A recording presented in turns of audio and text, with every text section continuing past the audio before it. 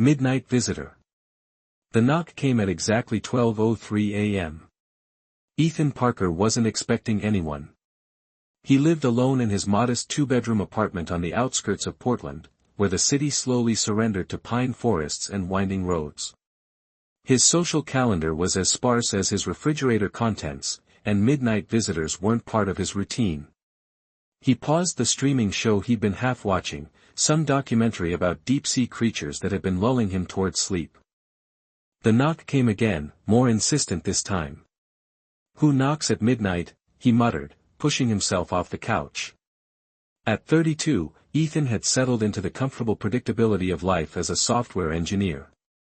Code, coffee, occasional hiking on weekends. No midnight drama. The third knock was different, urgent, almost desperate. "Coming, coming," he called, walking to the door. Through the peephole, he saw nothing clearly. Just a hunched figure in what appeared to be a silvery cloak. Probably some teenager playing a prank, he thought. "Who is it?" he asked. "Please." The voice was feminine, accented in a way Ethan couldn't place.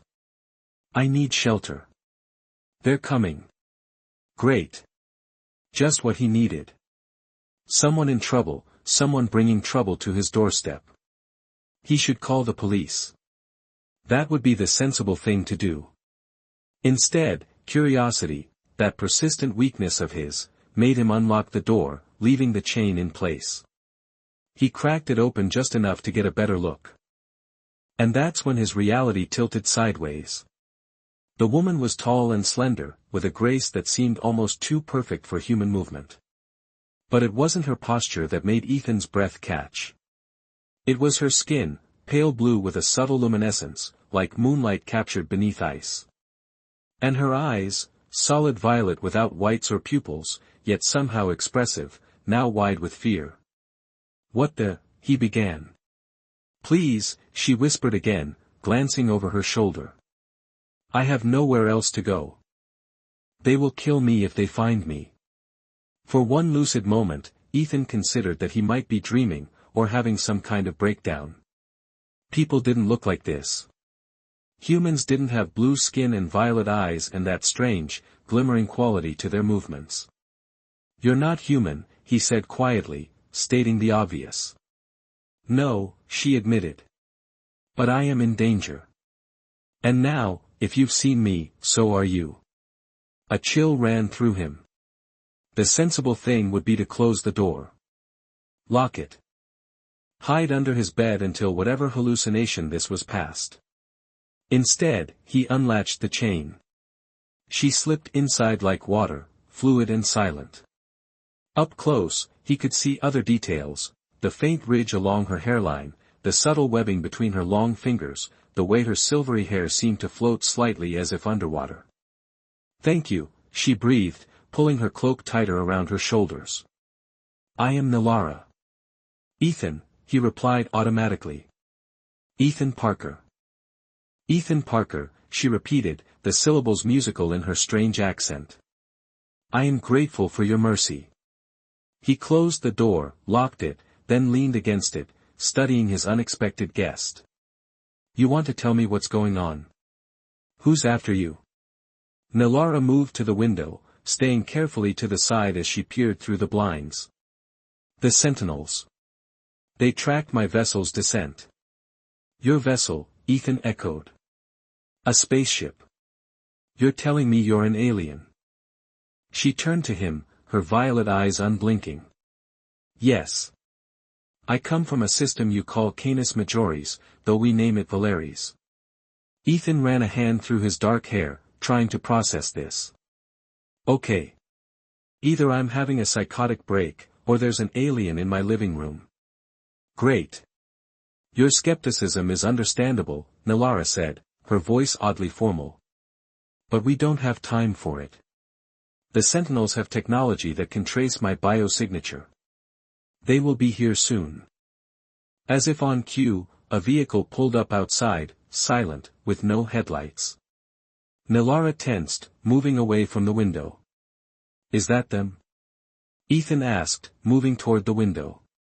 Nilara grabbed his arm. Don't. Their scanners will detect movement. Her touch sent a strange tingling sensation up his arm, like a gentle electric current. He froze, suddenly very aware of how real she felt. This wasn't a dream. This wasn't a hallucination. This was happening. What do they want? He whispered. Me, she said simply. Dead, preferably. Outside, car doors opened and closed with soft pneumatic hisses. Not car doors, Ethan realized, something else. Something not built on Earth. We need to leave, Nilara said. Now. Is there another exit? The fire escape, Ethan said, pointing to the window in his bedroom. But we're 3 floors up. That won't be a problem, she assured him, already moving toward the bedroom. Ethan hesitated only briefly before following. Whatever was happening, whoever was outside, the fear in Nilara's eyes was genuine. And somehow, improbably, he believed her. In his bedroom, Nilara was already unlatching the window. Bring essentials only, she instructed.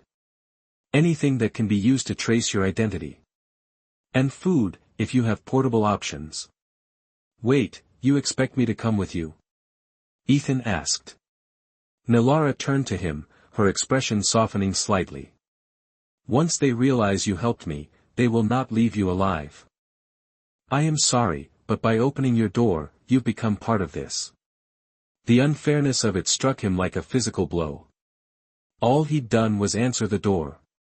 All he'd done was show basic human decency.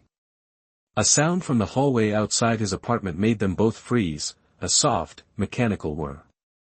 They're here, Nilara whispered. Ethan moved quickly then, grabbing a backpack from his closet.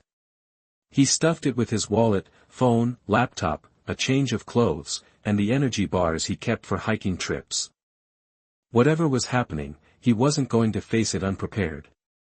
Nilara had the window open now. The night air rushed in, cool and damp with early autumn. The fire escape platform waited just outside, a rusted metal grid leading down to the alley below. After you, Ethan said. Nilara shook her head. They'll be watching the obvious exits. We need to create a distraction. From a concealed pocket in her cloak, she produced a small sphere, no larger than a marble but glowing with an internal blue light. With a twist of her slender fingers, the sphere separated into 2 halves. What is that? Ethan asked. A thermal disruptor, she explained. It will create a heat signature mimicking our presence, but on the other side of your dwelling. When activated, we move. Understand? Ethan nodded, though understanding felt like a distant concept right now. Nilara rolled 1/2 of the sphere toward the apartment door. It stopped just short, pulsing softly. Ready? She asked. Before Ethan could answer, a sharp bang came from his front door, not a knock, but the sound of something heavy hitting it. The door shuddered in its frame. Now! Nilara commanded, activating the second half of the sphere. A flash of blue light filled the room, momentarily blinding Ethan. When his vision cleared, Nilara was already through the window. He followed, heart pounding, the backpack bumping against his spine as he clambered onto the fire escape. Behind them, he heard his front door crash open.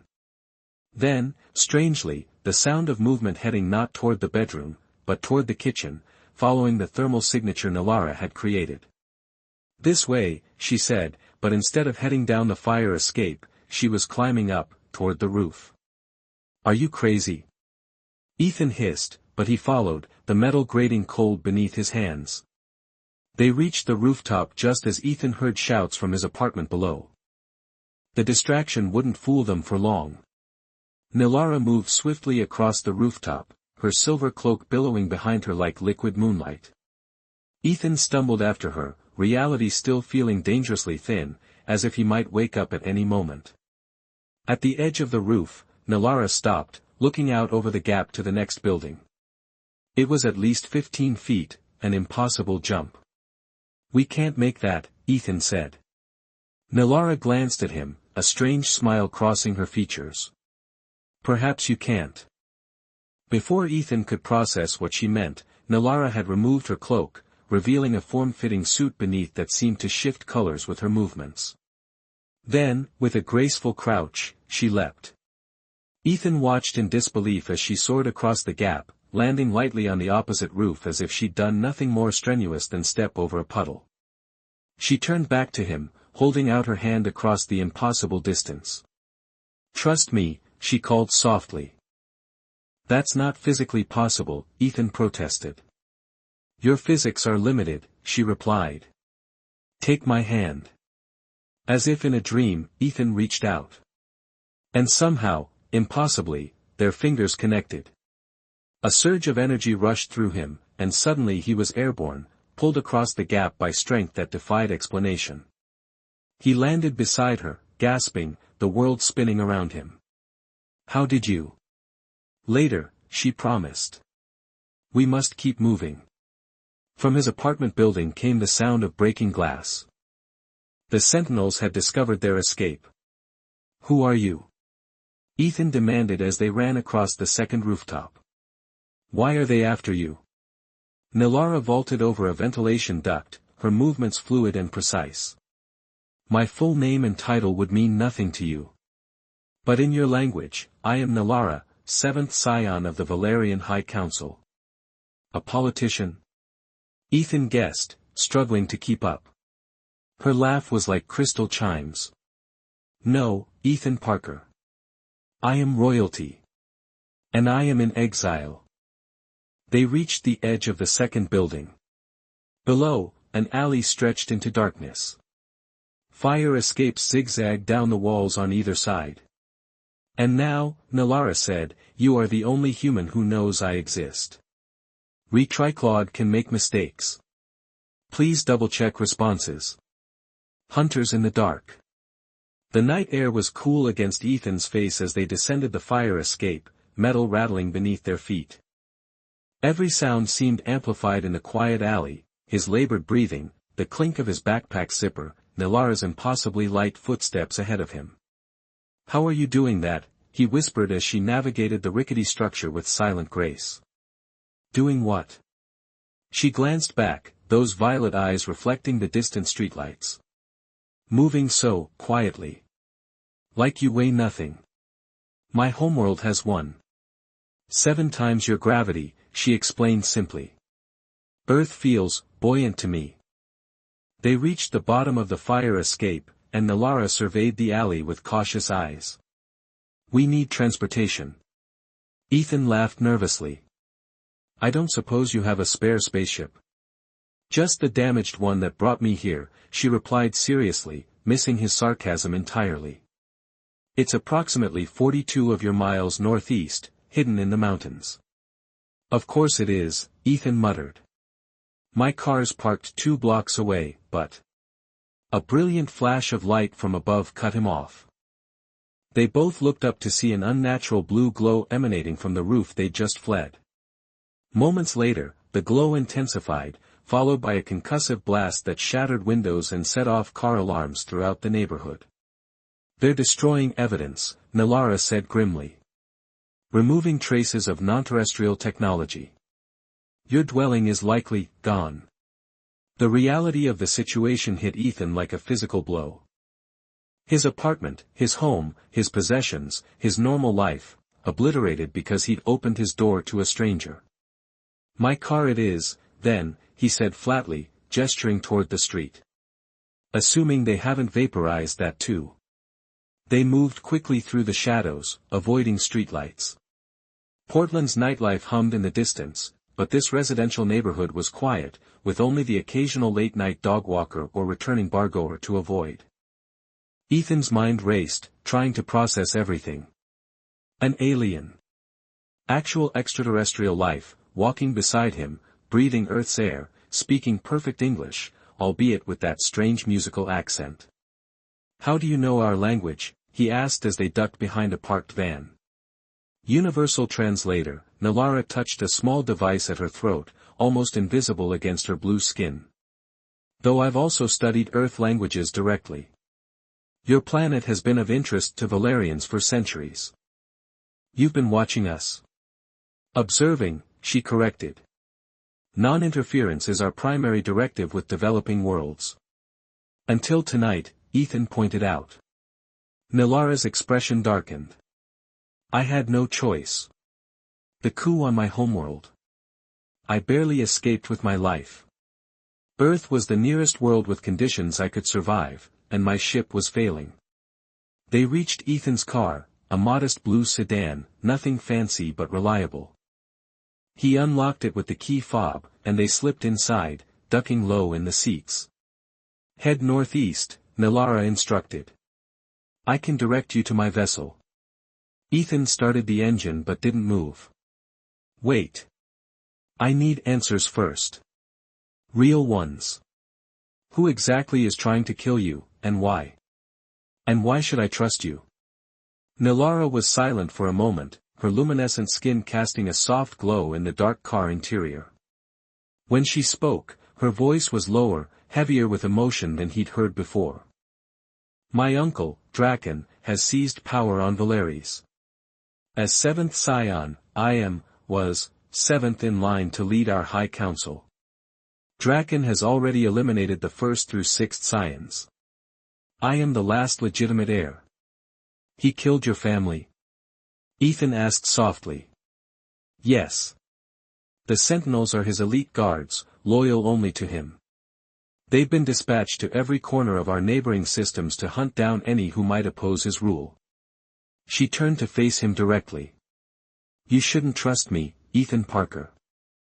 By helping me, you endanger yourself. But I have nowhere else to turn. There was something in her eyes, a vulnerability behind the alien appearance, that made Ethan believe her. Or maybe he was just caught up in the moment, the adrenaline, the sheer impossibility of it all. He put the car in drive. Northeast it is. They drove in silence for a while, leaving the city behind, heading toward the forested foothills of Mount Hood. The roads grew winding, less populated. Occasional headlights in the rearview mirror made them both tense, but so far, nothing unusual followed them. The Sentinels, Ethan finally asked. What exactly are they? They looked not quite human, from what little I saw. They're Valerian, like me, Nilara said. But modified. Enhanced strength, diminished empathy, heightened sensory perception. They're created to serve, not to question. Created? My people have mastered genetic engineering to a degree your science would find concerning, she said carefully. The Sentinels are designed from birth for their purpose. Soldiers bred to kill, Ethan translated. Great. They are trackers first, Nilara corrected. They don't kill unless ordered. But yes, they are exceptionally efficient at both tasks. A chill ran down Ethan's spine. And they can track you across interstellar distances? Not exactly. They tracked my ship's radiation signature during atmospheric entry. But now they'll be using bioscanners to detect my cellular pattern. She hesitated. There is something that might help. From within her suit, she produced another small device, a thin silver band. This will mask my biosignature temporarily, she explained. But it requires power from your vehicle to function properly. You want to plug alien tech into my Toyota? The principles are universal. Energy is energy, she said with surprising patience. Your vehicle's electrical system can provide what I need through this connection. She pointed to the car's USB port. Ethan sighed. Why not? It's not like this night can get any stranger. As Nilara connected her device to his car, the dashboard lights flickered, then stabilized. A soft hum filled the vehicle, just on the edge of hearing. That should shield us for approximately 6 hours, she said. Enough time to reach my vessel, I hope. They continued their drive, deeper into the wilderness. The road narrowed, eventually turning to gravel. Trees pressed close on either side, their shadows dancing in the headlights. Turn here, Nilara directed, pointing to what appeared to be a hiking trail, not a road at all. My car can't go up that, Ethan protested. We'll continue on foot from here, she agreed. It's safer. Their vessels cannot easily navigate these dense forests. They parked in a small turnout, concealing the car as best they could with branches. The night was clear, stars shining brilliantly away from the city's light pollution. Ethan grabbed his backpack, and they set off along the trail. The forest was alive with sounds, the rustle of leaves, the distant call of an owl, the crunch of pine needles beneath their feet. Ethan switched on the flashlight from his phone, but Nalara gently placed her hand over it. No artificial light, she whispered. The sentinels can detect it from miles away. Then how are we supposed to see? He asked. In response, Nalara closed her eyes briefly. When she opened them again, the violet glow intensified, casting enough light for them to see the immediate path ahead. Bioluminescence, she explained at his startled expression. A natural adaptation for my people. Our homeworld orbits a dim star. They walked in silence for a while, the path growing steeper. Ethan's legs burned with the exertion, while Nalara moved as easily as if she were strolling through a park. How much farther? He finally asked, pausing to catch his breath. Another hour, perhaps less, she replied. There's a clearing ahead where my ship lies concealed. Ethan nodded, taking a drink from his water bottle before offering it to her. She accepted with a graceful nod, but before she could drink, her entire body tensed. Her eyes widened, the glow dimming instantly. What's wrong? Ethan whispered. Listen, she breathed. At first, Ethan heard nothing unusual, just the normal sounds of the forest at night.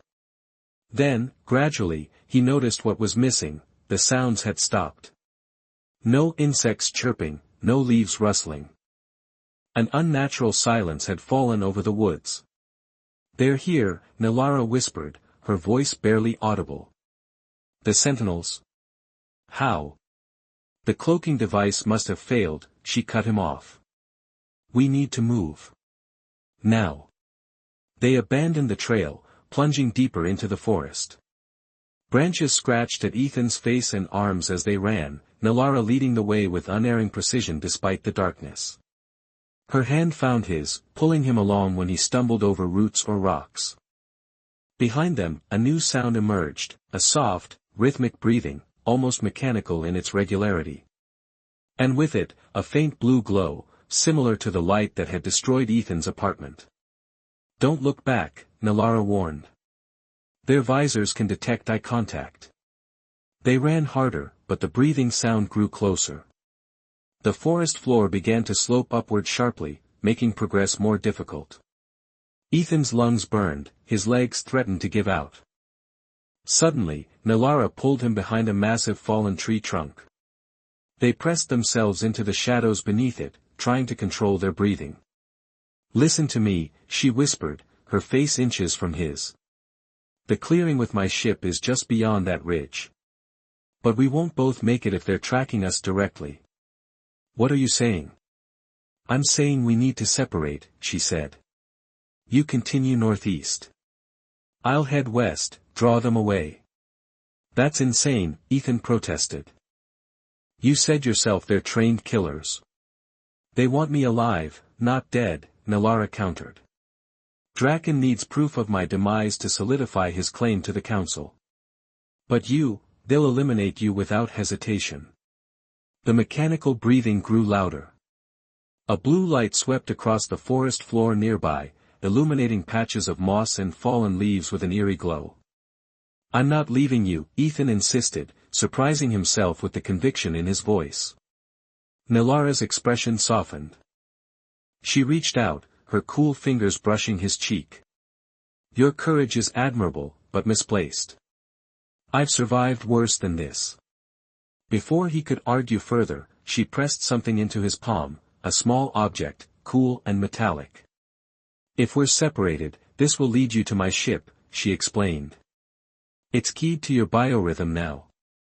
The vessel will recognize you as non-hostile. Nalara. Go, she urged. Please. A branch snapped nearby, too close. The blue light intensified. With one last look at him, Nalara sprang from their hiding place, darting westward through the trees. Her movement was so sudden, so graceful, that for a moment she seemed to float rather than run. The effect was immediate.